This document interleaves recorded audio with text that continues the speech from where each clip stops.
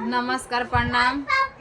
हम सहाना गीत गाओ तनी रहो सबके अच्छा लगी तो लाइक करब कमेंट करब। जब दुल्हा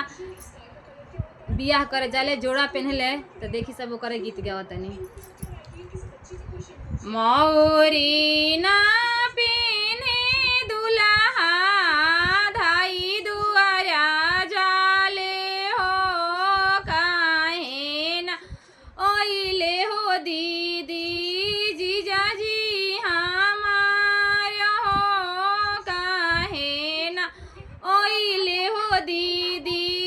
जीजाजी हमार हो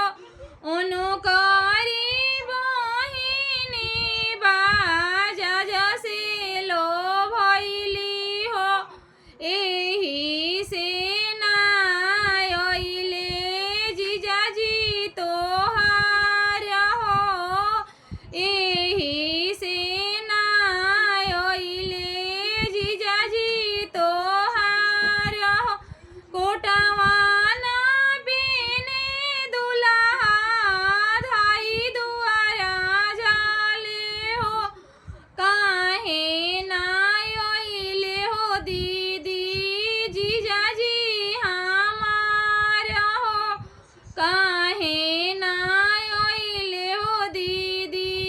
जीजाजी हमार हो उनु करी बहिनी सोनरवा से लो भइली हो एही से ना ओइले जीजाजी तोहार हो एही से ना ओइले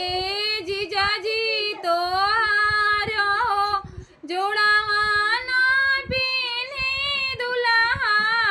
धाई दुआरा जाले हो काहे ना ओइले दीदी जीजाजी हमार हो काहे ना ओइले दीदी जीजाजी हमार हो उनो का